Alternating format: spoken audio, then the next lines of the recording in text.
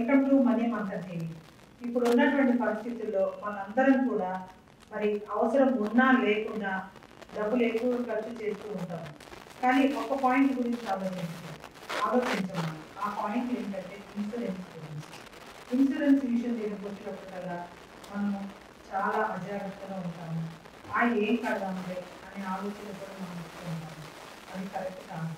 ఆ ఆలోచన మరి మనకి ఎలా పోవాలి, ఏ విధంగా పోవాలి అనే దాని మీద ఇన్సూరెన్స్ గురించి అపార అనుభవం ఉన్నటువంటి వ్యక్తి, మరి ఎంతో మందిని ఉన్నతమైనటువంటి లక్ష్యాలకి ఆదర్శంగా నిలిచినటువంటి వ్యక్తి హనుమంతులు గారిని అడిగి వారి మాటల్లోనే ఇన్సూరెన్స్ సంబంధించినటువంటి వివరాలను మనం తెలుసుకుందాం. నమస్కారం సార్. సార్, ఇప్పుడు మనం చూస్తూ ఉంటాము, అవసరం ఉన్నా లేకున్నా అనవసరంగా మరి మనం అందరం కూడా డబ్బులు ఖర్చు చేస్తూ ఉంటాము. ఇన్సూరెన్స్ విషయం నిరూపించినప్పుడల్లా ఎందుకు మనం అలా ఆలోచించలేదు?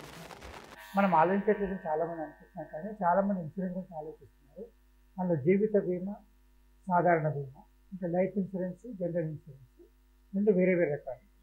జీవిత బీమా అయితేనేమో మన ప్రీమియం టర్మ్ పాలసీ కానీ లైఫ్ పాలసీ సేవింగ్ పాలసీ కానీ తీసుకునే అవకాశం ఉంటుంది. మనము బీమా ఎందుకు చేయాలి అనే ప్రశ్న వచ్చేసరికల్లా, మనము ఒకవేళ మనకు ఆదాయం లేకపోయినా, లేకపోతే మనకు ఆదాయం డిస్టర్బ్ అయినా కానీ, లేకపోతే మనకేమైనా జరిగినా కానీ మన కుటుంబానికి ఆర్థిక భద్రత ఉండటానికి మనం ఇన్సూరెన్స్ తీసుకోవాల్సి ఉంటుంది. అది లైఫ్ ఇన్సూరెన్స్.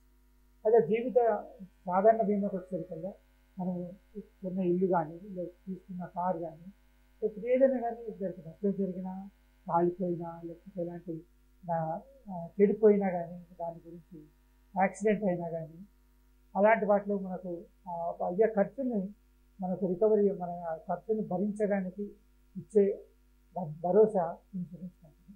కాబట్టి ఇన్సూరెన్స్ విషయానికి వచ్చేసరికల్లా మన ఆరోగ్య విషయంలో కానీ, జనరల్ ఇన్సూరెన్స్ కానీ, ఆస్తి విషయంలో కానీ, తర్వాత మన భవిష్యత్తు విషయంలో కూడా ఎలాంటి అసెట్ లేకుండా ప్రతి వ్యక్తి కూడా ఇన్సూరెన్స్ తీసుకుంటే భవిష్యత్తు భద్రంగా ఉంటుంది. తనతో పాటుగా తన కుటుంబానికి కూడా భరోసా ఇచ్చినట్టుగా ఉంటుంది.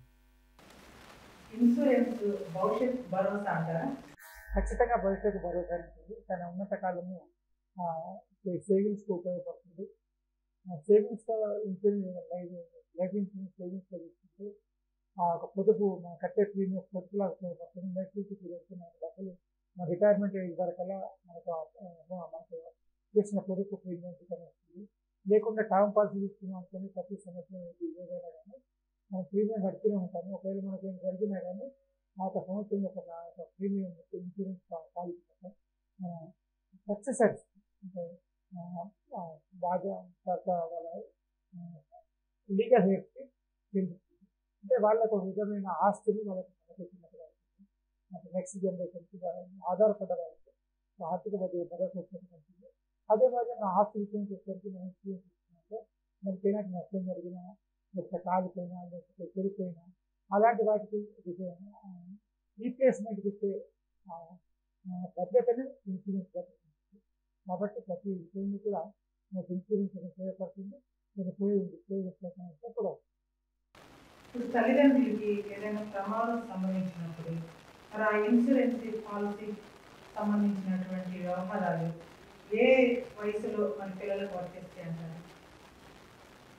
పిల్లలు తీసుకున్న పాలసీ మీద ఆధారపడుతుంది. వాళ్ళు లైఫ్ పాలసీ తీసుకున్నారనుకోండి, వాళ్ళు చనిపోయిన తర్వాతనే పిల్లలకి వస్తుంది. ఫస్ట్ నామినీ రాస్తాం కాబట్టి వాళ్ళకి వస్తుంది. అలా కాకుండా కొన్ని ఒక పీరియడ్ 10 సంవత్సరాలు, 15 సంవత్సరాలు, 20 సంవత్సరాలు, 30 సంవత్సరాలు పేమెంట్ చేసిన తర్వాత ఆపేయడం, 30 సంవత్సరాల తర్వాత రీపేమెంట్ తీసుకోవడం, ఇలాంటి పాలసీలు ఉన్నప్పుడు అదే తీసుకున్న పాలసీని ఆధారపడుతుంది. 30 సంవత్సరాల పాలసీ తీసుకుంటాం, 30 సంవత్సరాలు ఏమి కాలేదు, 30 సంవత్సరాలు కట్టిన తర్వాత 30 సంవత్సరాల తర్వాత మనకి మన అంతవరకు కట్టిన డబ్బు బోనస్ కలుపుకొని మనకి కలిసే అవకాశం ఉంటుంది. అంటే అది మనం పొందుతాం అన్నమాట. మన జీవితకాలంలో మనకేం కాకపోతే మనకేమైతే ఆ యొక్క డబ్బులు మనకు పిల్లలకు భవిష్యత్తులో లీగల్ హెల్త్ తెలుస్తుంది. అదేవిధంగా అది మనం చూసే అవకాశం ఉంటుంది. కొన్ని లైఫ్ పాలసీ అయితేనేమో పిల్లలకే ఎంతో ఖచ్చితంగా, ఈ టర్మ్ పాలసీ, ఈ పాలసీ మాత్రం సేవింగ్ పాలసీ మాత్రం మనకు పొందే అవకాశం ఉండే అవకాశం ఉంటుంది. కాబట్టి మన ఆర్థిక భద్రత కొరకు, భవిష్యత్తులో భద్రత కొరకు, అదేవిధంగా నెక్స్ట్ జనరేషన్కి ఆర్థిక భరోసా ఇవ్వడానికి ఇన్సూరెన్స్ పాలసీలో ఉపయోగపడే అవకాశం ఉంది. వయసుతో ఇన్సూరెన్స్ సంబంధం లేదంటారు. ఖచ్చితంగా ఇన్సూరెన్స్ కంపెనీకి వయసుకి సంబంధించిన పాలసీలు ఉంటాయి. అంటే 65 సంవత్సరాలు దాటిపోతే ఇన్సూరెన్స్ కంపెనీ ఏ కంపెనీ కూడా ఏ పాలసీ ఇవ్వదు. ఈ హెల్త్ ఇన్సూరెన్స్ కానీ లైఫ్ ఇన్సూరెన్స్ కానీ ఏ పాలసీ దొరకదు. 60 సంవత్సరాల వయసు దాటిన తర్వాత లైఫ్ పాలసీ దొరకదు.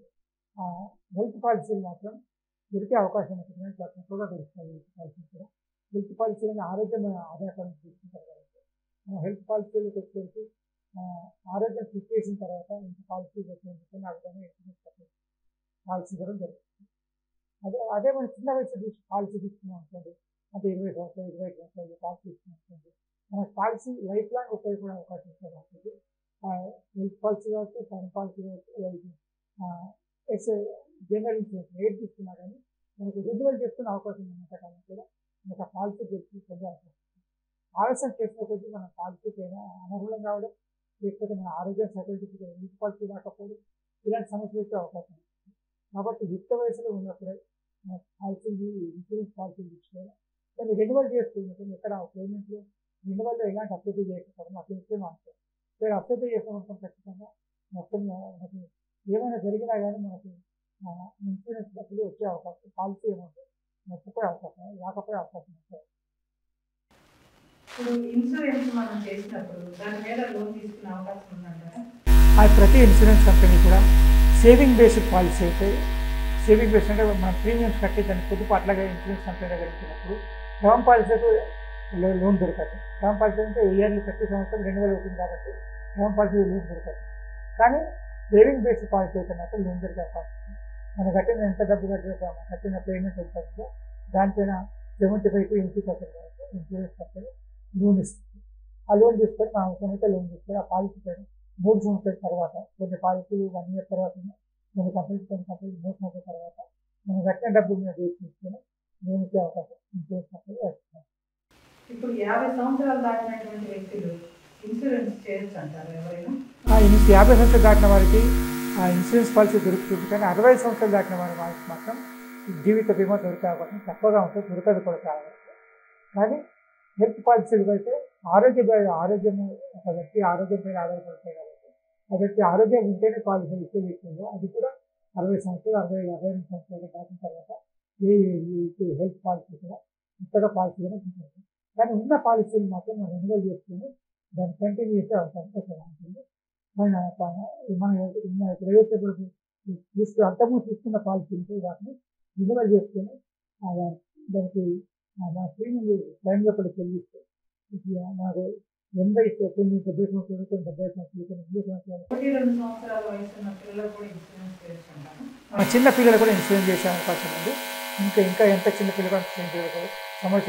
సంవత్సరం లోపల ఉన్నా కానీ పిల్లలకు ఇన్సూరెన్స్ చేసే అవకాశం ఉంది. కాకపోతే వాళ్ళకి ఆదాయం ఉండదు కాబట్టి తల్లిదండ్రుల ఆదాయం ఆధారపడి చేసుకుంటారు కాబట్టి ఆ ఆదాయాన్ని తల్లిదండ్రులు ఖచ్చితంగా చూపించగలుగుతుంది.